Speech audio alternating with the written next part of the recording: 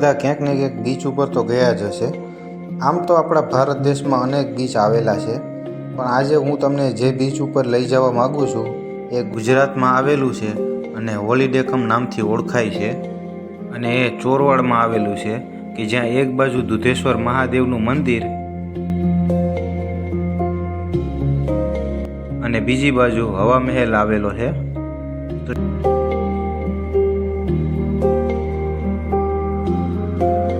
તો ચાલો સૌથી પહેલાં તમને મહાદેવના દર્શન કરાવું અને પછી હવા મહેલ અને બીચ પણ દેખાડું। જેટેથી તો આ મંદિર સોમનાથ મંદિર જેવું જ લાગે છે। ચાલો આપણે નજીકથી મહાદેવના દર્શન કરીએ।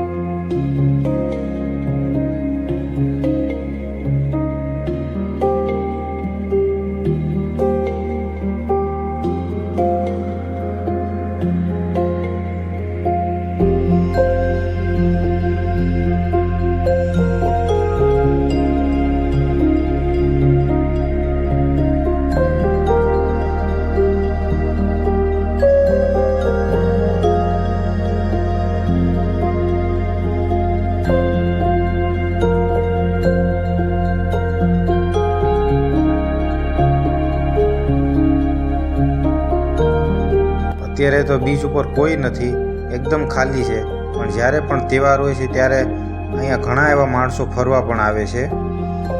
આમ જોઈએ તો ગુજરાતની સમુદ્ર લાઈન લગભગ 1600 કિલોમીટરની છે અને એમાં હોલિડે બીચ દ્વારકા અને સોમનાથની વચ્ચે આવેલું છે। ટુરિસ્ટની દ્રષ્ટિએ જોઈએ તો આ ખૂબ જ નાનો એવો બીચ છે, તો પણ અહીંયા ઘણા એવા માણસો ફોટોશૂટ અને વિડીયો શૂટ માટે પણ આવે છે।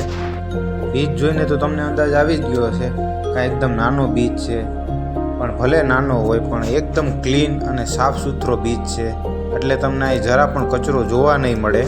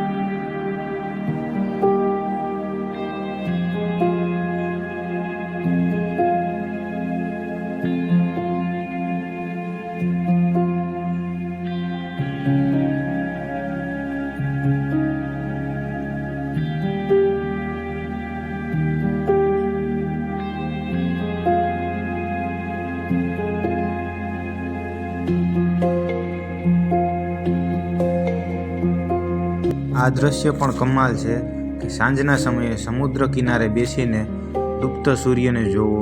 એવું લાગે છે કે સૂર્યદેવ જાણે સમુદ્રની અંદર સમાવા જઈ રહ્યા છે.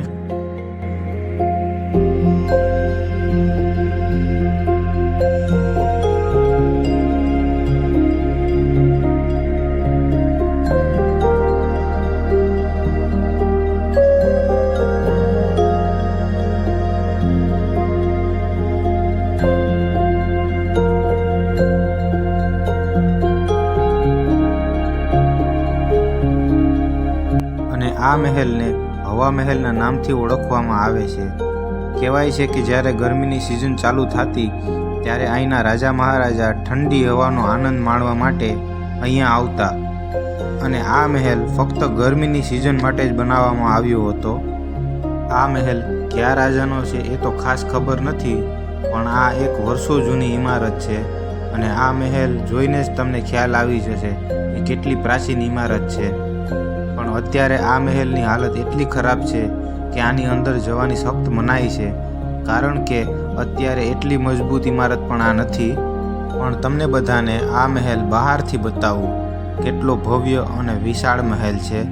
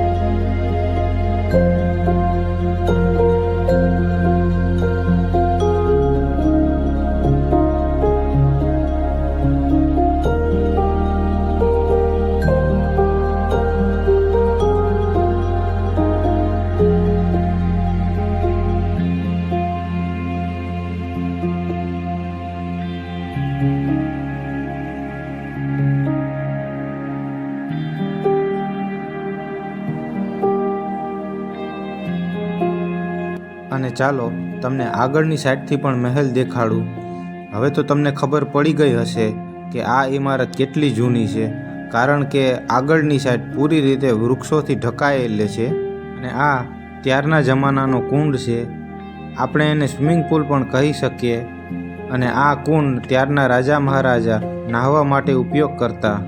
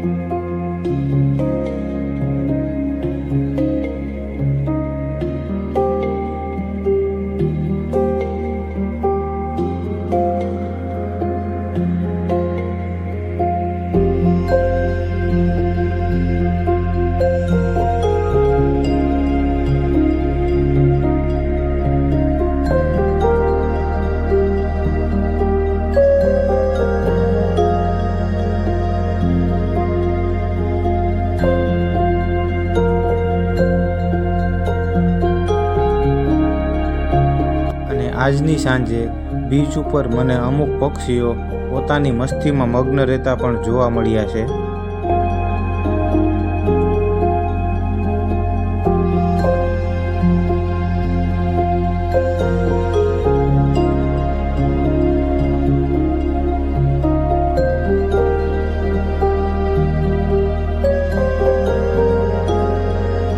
તમે આ જેટલા પણ વિડીયો જોયા એની પાછળ કેટલા કલાકોની મહેનત છે, તો એક લાઈક કરવાનું ભૂલતા નહીં અને કમેન્ટમાં કહેજો કે તમને વિડીયો કેવો લાગ્યો.